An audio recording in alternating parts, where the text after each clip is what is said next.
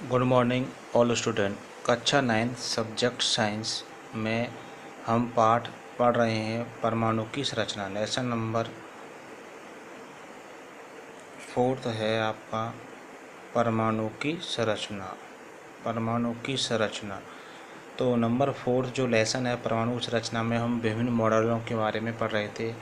तो हमने पाठ 7 में नील्स बोर की परमाणु की स्पेक्ट्रम की संरचना के बारे में पढ़ा। नील्स बोर का परमाणु मॉडल क्या है। टेक्निकल प्रॉब्लम की वजह से हमने नील बोर्स के परमाणु मॉडल में 7वां पॉइंट चल रहा था। 6 पॉइंट हम पढ़ चुके हैं। तो पहला पॉइंट यही था कि नील्स बोर ने 1913 में हाइड्रोजन परमाणु की संरचना व उसके स्पेक्ट्रम को समझाने के लिए एक मॉडल प्रस्तुत किया। तो नील्स बोर ने हाइड्रोजन परमाणु व उसके स्पेक्ट्रम को समझाने के एक प्रतिरूप मॉडल दिया। उस मॉडल के मुख्य बिंदु निम्नलिखित हैं। उसने कहा कि परमाणु के केंद्र में क्या होता है, नाभिक होता है। तो पहला पॉइंट यही था कि परमाणु के केंद्र में, परमाणु का जो केंद्र होता है, परमाणु के केंद्र में नाभिक होता है। परमाणु के केंद्र में क्या होता है, नाभिक होता है जिसमें धन आवेशित कण प्रोटॉन उपस्थित होते हैं। प्रोटॉन क्या होते हैं, उपस्थित होते हैं। तो परमाणु के केंद्र में क्या होता है, उपस्थित नाभिक होता है और उसके मध्य में क्या धनावेशित कण प्रोटॉन क्या होते हैं, उपस्थित होते हैं। दूसरा पॉइंट ये था कि इलेक्ट्रॉन नाभिक के चारों ओर, इलेक्ट्रॉन जो होते हैं वे नाभिक के चारों ओर निश्चित कक्षाओं में क्या वृत्ताकार पथ पर गति करते हैं। उसको जो वृत्ताकार पथ पर गति करते हैं उनको उसने कोश, ऊर्जा स्तर और कक्षा का नाम दिया। मतलब कोश, ऊर्जा स्तर, कक्षा का नाम दिया, जिसको कि KLMN द्वारा क्या प्रदर्शित करते हैं। यहाँ n क्या है, कोश की क्या है, संख्या है। यहाँ n क्या है, कोश की संख्या होती है या कक्षा की संख्या, जिसको कि 1, 2, 3, 4 के द्वारा क्या प्रदर्शित किया जाता है। तो इलेक्ट्रॉन नाभिक के चारों निश्चित त्रिज्या वाले ऊर्जा पथ में क्या लगातार क्या करते हैं, गति करते हैं। जैसे कि परमाणु का क्या नाभिक हुआ, इस नाभिक के चारों ओर क्या हुई, कक्षा हुई। इसमें कक्षा में निश्चित त्रिज्या वाले वृत्ताकार पथ में इलेक्ट्रॉन क्या करते हैं, गति करते हैं। इनको उसने KLM और N नाम दे दिया। यहाँ N क्या है, कोश की संख्या है। ये कक्षाएं नाभिक के चारों ओर समकेंद्रीय समान दूरी पर क्या निश्चित होती हैं, जिसको कि n बराबर 1, 2, 3, 4 के द्वारा क्या दर्शाया जाता है। ठीक। अब n का मान बढ़ने पर, तीसरा पॉइंट होगा। चौथा पॉइंट है n का मान बढ़ने पर कक्षाएं नाभिक से दूर होंगी। मतलब जैसे जैसे n का मान बढ़ेगा, तो कक्षाएं क्या होंगी, दूर होंगी और इनकी ऊर्जा क्या बढ़ती जाती है। तो n बराबर 1 की कक्षा की ऊर्जा सबसे क्या होती है, कम होती है। फिर उससे ज़्यादा L की होगी, फिर उससे ज़्यादा M की, और N की सबसे ज़्यादा होती है। इन कक्षाओं का कोणीय संवेग, जो भी ये कक्षाएं KLMN, इनका कोणीय संवेग होता है MBR/NH/2 का गुणज होता है। जहाँ M बराबर क्या है, इलेक्ट्रॉन का क्या है, द्रव्यमान है। B क्या है, इलेक्ट्रॉन का क्या वेग है। H क्या है, प्लांक स्थिरांक है। प्लांक नाम के वैज्ञानिक ने इसको खोजा था। और R क्या है, कक्षा की त्रिज्या है। छठा पॉइंट है, बोर के अनुसार एक निश्चित कक्षा में चक्कर लगाने पर, मतलब बोर के अनुसार जो निश्चित त्रिज्या वाली जो कक्षा होती है, इलेक्ट्रॉन उस पर लगातार क्या गति करता है, तो उसकी ऊर्जा में कोई परिवर्तन होता है कि नहीं, इस परिवर्तन होता है। मतलब लगातार इलेक्ट्रॉन जब कक्षाओं में क्या करेगा, गति करेगा, तो ऊर्जा का लॉस होगा कि नहीं होगा, क्षति होती है कि नहीं होती है। ठीक, ऊर्जा के होनी होती है। तो बोर के अनुसार निश्चित कक्षा में चक्कर लगाने पर इलेक्ट्रॉन की ऊर्जा में कोई परिवर्तन नहीं होता है। ठीक। सातवां है, जब इलेक्ट्रॉन जब परमाणु से बाहर किसी ऊर्जा का अवशोषण करता है। सातवां पॉइंट हम पढ़ रहे थे, जहाँ अपने टेक्निकल प्रॉब्लम के कारण क्या छोड़ा था। तो इलेक्ट्रॉन जब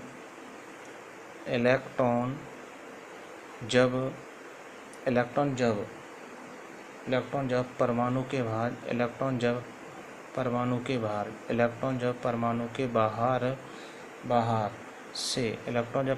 बाहर से किसी प्रकार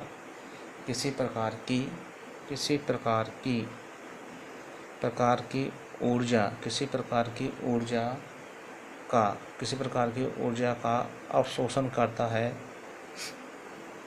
अवशोषण करता है तो उत्तेजित होकर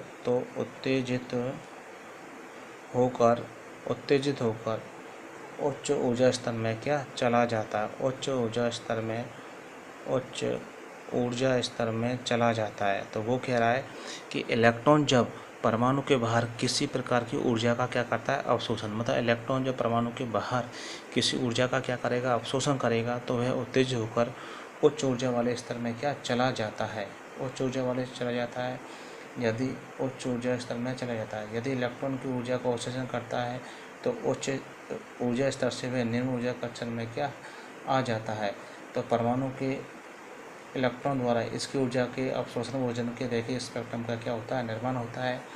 तो इलेक्ट्रॉन जब परमाणु के बाहर किसी प्रकार की ऊर्जा का अवशोषण करता है तो वह ऊर्जा का जब अवशोषण करेगा तो वह उत्तेजित होकर उच्च ऊर्जा स्तर में क्या चला जाता है।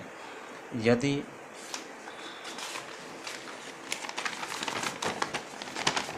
मतलब जब कोई इलेक्ट्रॉन किसी प्रकार की ऊर्जा का अवशोषण करता है तो वह उच्च ऊर्जा स्तर उत्तेजित होकर उच्च ऊर्जा स्तर में क्या चला जाता है। यदि इलेक्ट्रॉन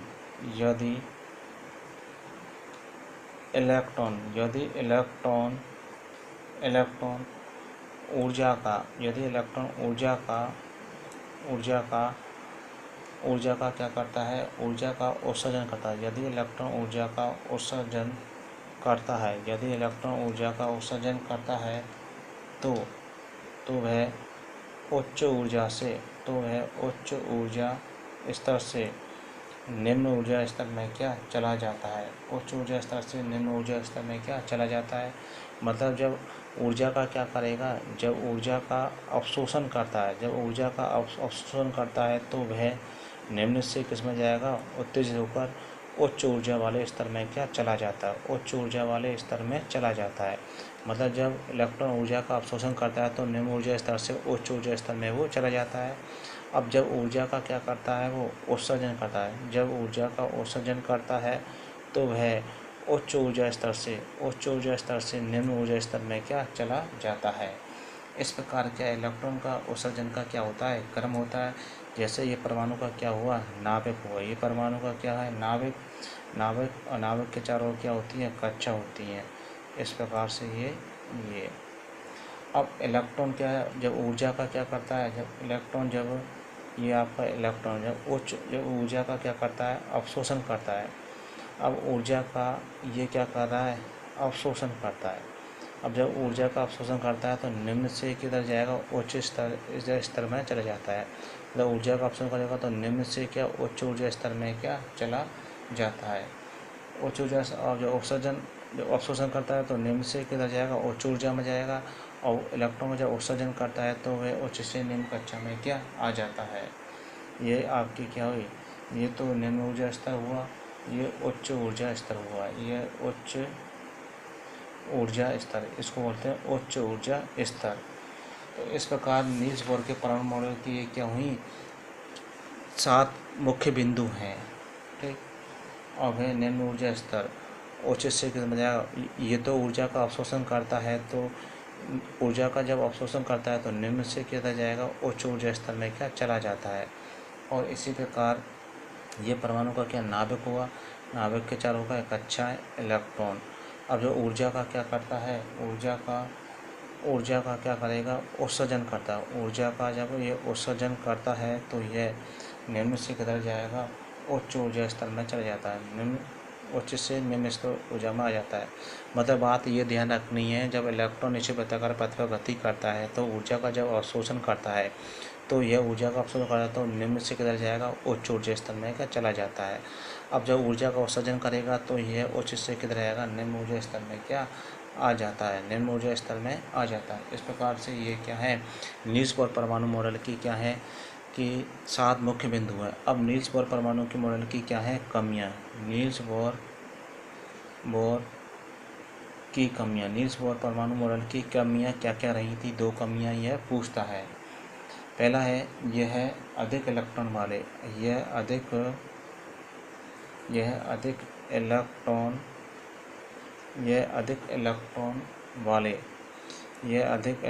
वाले परमाणु प्रतिरूप, यह अधिक इलेक्ट्रॉन वाले परमाणु प्रतिरूप को, यह अधिक इलेक्ट्रॉन वाले परमाणु प्रतिरूप को इस मॉडल द्वारा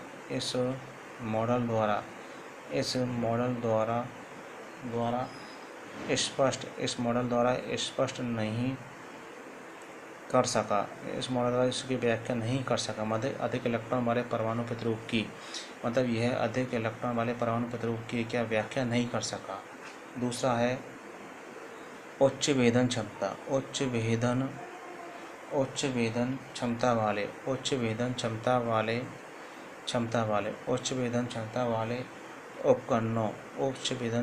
उपकरणों से देखने पर, उच्च भेदन क्षमता वाले उपकरणों से देखने पर पता चला कि, मतलब उच्च भेदन क्षमता वाले उपकरणों से देखने पता चला कि परमाणु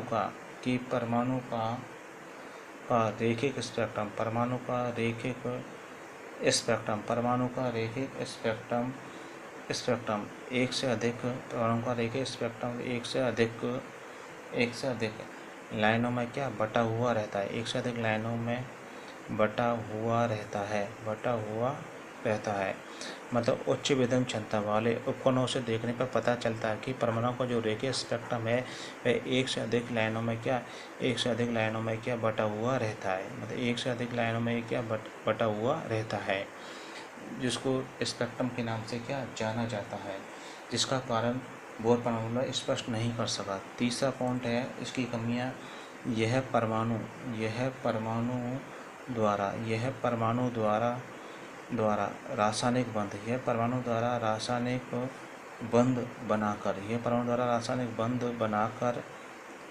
बनाकर अणु बनाने की प्रक्रिया को वो स्पष्ट नहीं कर सका। मतलब परमाणु द्वारा रासायनिक बंध बनाकर अणु बनाने की प्रक्रिया को ये स्पष्ट नहीं कर सका, जिस कारण से ये नियम क्या हो गया, फेल हो गया। तो नील्स बोर परमाणु की क्या 3 कमियां हैं कि अधिक इलेक्ट्रॉन वाले परमाणु प्रतिरूप की इस मॉडल द्वारा क्या व्याख्या नहीं होती है, अधिक इलेक्ट्रॉन वाले परमाणु प्रतिरूप की इस मॉडल द्वारा क्या व्याख्या नहीं होती है, और उच्च भेदन क्षमता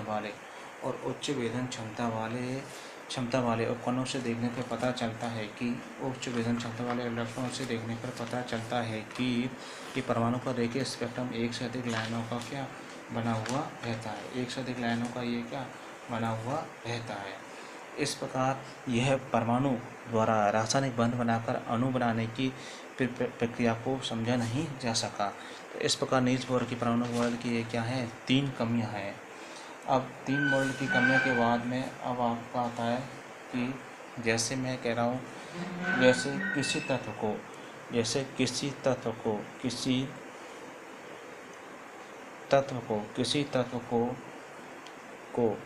ZXA द्वारा क्या प्रदर्शित किया जाता है, किसी तत्व को ZXA द्वारा प्रदर्शित किया जाता है। मतलब कोई तत्व है जिसको ZXA द्वारा क्या प्रदर्शित किया जाता है, मतलब ZXA। तो यहाँ X क्या है, यहाँ X तत्व का क्या है, संकेत है। यहाँ X क्या है, तत्व का संकेत माना जाता है, तत्व का क्या है, संकेत है, ठीक। और Z, यहाँ Z क्या है, परमाणु क्रमांक। Z क्या है, परमाणु क्रमांक। Z को क्या माना जाता है, परमाणु क्रमांक। परमाणु क्रमांक क्या होता है, किसी नाभिक में उपस्थित, मतलब किसी तत्व के परमाणु के नाभिक में उपस्थित प्रोटॉनों की संख्या, मतलब Z क्या है, प्रोटॉनों की संख्या क्या होगी, बराबर होगी, और इलेक्ट्रॉनों की संख्या भी क्या होगी, उसमें बराबर होती। तो Z बराबर क्या होगा, Z क्या होता है, परमाणु क्रमांक होता है, एटॉमिक नंबर होता है। Z परमाणु क्रमांक, तो उसमें परमाणु क्रमांक में प्रोटॉनों की संख्या भी क्या होगी, बराबर, प्रोटॉनों की संख्या बराबर होगी, और इलेक्ट्रॉनों की संख्या भी क्या होगी, बराबर होगी। तो उसको बोलते हैं परमाणु क्रमांक, उसको कहा जाता है। अब परमाणु क्रमांक की परिभाषा क्या है, परमाणु क्रमांक की परिभाषा, एटॉमिक जो नंबर होता है उसकी परिभाषा क्या है। तो परमाणु क्रमांक की परिभाषा ये है कि किसी तत्व के परमाणु के किसी तत्व के परमाणु के नाभिक में उपस्थित किसी तत्व के परमाणु के नाभिक में उपस्थित किस तत्व के परमाणु के नाभिक में उपस्थित प्रोटॉनों की संख्या किस तत्व के परमाणु के नाभिक में उपस्थित प्रोटॉनों की जो संख्या होती है वह उस तत्व का परमाणु क्रमांक कहलाती है। वह उस तत्व का क्या कहलाती है? परमाणु क्रमांक कहलाती है। ठीक। अब जैसे कि C612, तो यहाँ X क्या है? तत्व का संकेत कार्बन का क्या होगा? ये कार्बन का प्रतीक हो गया। ए क्या है? इसका एटॉमिक नंबर, परमाणु क्रमांक। ये क्या है? इसका परमाणु क्रमांक। और 12 क्या है? इसकी द्रव्यमान संख्या। ए से इसको क्या प्रेजेंट किया जाता है? जिसको ए से प्रेजेंट करते हैं, ये होती है आपकी द्रव्यमान संख्या होती है। अब बात आ रही है द्रव्यमान संख्या क्या है? द्रव्यमान संख्या ए क्या होती है? द्रव्यमान संख्या ए क्या होती है? ठीक। तो नाभिक में उपस्थित प्रोटॉन में न्यूट्रॉन की संख्या को किसी तत्व के नाभिक में उपस्थित किसी तत्व के नाभिक में